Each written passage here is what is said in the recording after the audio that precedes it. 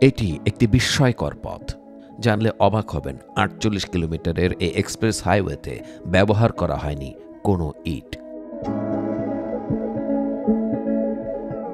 ইটের পরিবর্তে ব্যবহার করা হয়েছে আধুনিক সেমি-রিজিড পেভমেন্ট প্রযুক্তি। চীনা প্রযুক্তির সহায়তায় তৈরি এই এক্সপ্রেসওয়ে প্রচলিত পিচ ঢালা সড়কের তুলনায় অধিক টেকসই এবং এর রক্ষণাবেক্ষণ খরচও কম।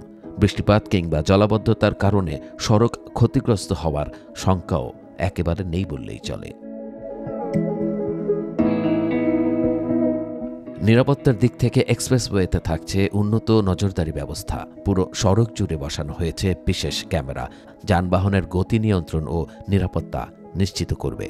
নির্ধারিত লেনের বাইরে যান চলাচলের সুযোগ না থাকায় দুর্ঘটনার ঝুঁকিও কমবে। পথচারীদের যাতায়াতের জন্য থাকছে আন্ডারপাস এবং সংযোগ সড়ক। পাশাপাশি দুই পাশের জনবসতির সুবিধার্থে নির্মাণ করা হয়েছে সার্ভিস লেন। আমাদের এই রুটটা হয়ে গেলে গাজীপুর মদনপুর থেকে গাজীপুর পর্যন্ত গাড়ি চলাচল করবে, কোনো যানজট পাবে না। আমাদের যাতায়াতের জন্য অনেক সুবিধা হবে এবং শর্টকাটে যাতায়াত করতে পারবো আমরা। এদিকে এখন লোকাল গাড়ি চলে, তখন অনেক এক্সপ্রেস গাড়িতে চলবে এইদিকে। ওই যে আমাদের এলাকার সুখ সুবিধা, রাস্তাঘাট যানজট, এই জন্য আসি জীবনের রাস্তাটা হওয়াতে সবার জন্যই সুখ সুবিধা। তবে নতুন এই এক্সপ্রেসওয়ে নিয়ে স্থানীয় বাসিন্দাদের কিছু উদ্বেগ রয়েছে। বিশেষ করে পোশাক শ্রমিকদের অভিযোগ, আন্ডারপাসগুলোর দূরত্ব বেশি হওয়ায় রাস্তার এক প্রান্ত থেকে অন্য প্রান্তে যেতে তাদের ভোগান্তিতে পড়তে হবে। অনেকেই আশঙ্কা করছেন দ্রুতগতির সড়ক পারাপারের প্রচেষ্টায় দুর্ঘটনার ঝুঁকি বাড়তে পারে। স্থানীয় আমাদের যারা গার্মেন্টসে চাকরি করি তাদের জন্য খুবই একটু কষ্টদায়ক। যদি ওভারব্রিজ না হয় এখানে, তাহলে আমাদের পার হওয়াটা অনেক টাফ হবে এবং কি দুর্ঘটনা অনেকটাই ঘটতে পারে। আমাদের অনেকখানি রাস্তা হেঁটে যায়, বাইপাস হয়ে আমাদেরকে যাইতে হবে। এখানে তো ফুটওভার আসলেই তো রাখে নাই, আমরা পারাপারের অবস্থা অবশ্যই নাই। আমাদের খুব দুর্ভোগ হবে আর কি, জীবনের ঝুঁকি।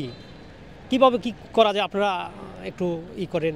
2018 সালে স্বাক্ষরিত চুক্তির আওতায় চীনা ঠিকাদারি প্রতিষ্ঠানের সঙ্গে যৌথভাবে প্রকল্পের কাজ শুরু করেছে দেশের দুটি প্রতিষ্ঠান। 2021 সালে নির্মাণ কাজ শুরু হওয়ার পর থেকেই দ্রুত গতিতে কাজ এগিয়ে চলছে। ইতিমধ্যে ব্রিজ, কালভার্ট ও রেল ওভারপাসের কাজ শেষ পর্যায়ে পৌঁছেছে। চলতি মাসের শেষেই সড়কের একটি অংশ খুলে দেওয়ার পরিকল্পনা রয়েছে। আর পুরো এক্সপ্রেসওয়ে চালু হলে জয়দেবপুর থেকে মদনপুর পর্যন্ত যাতায়াত আরও দ্রুত ও নিরবচ্ছিন্ন হবে। নতুন এই সড়কটি চালু হলে বাণিজ্যিক রাজধানী চট্টগ্রাম সহ পূর্বাঞ্চলের সাথে যোগাযোগ ব্যবস্থা উন্নত হবে, উত্তরাঞ্চলের খুলবে ব্যবসার নতুন দ্বারপ্রান্ত। গাজীপুরের ভোগড়া বাইপাস থেকে আরিফ শেখ, বাংলাদেশের খবর।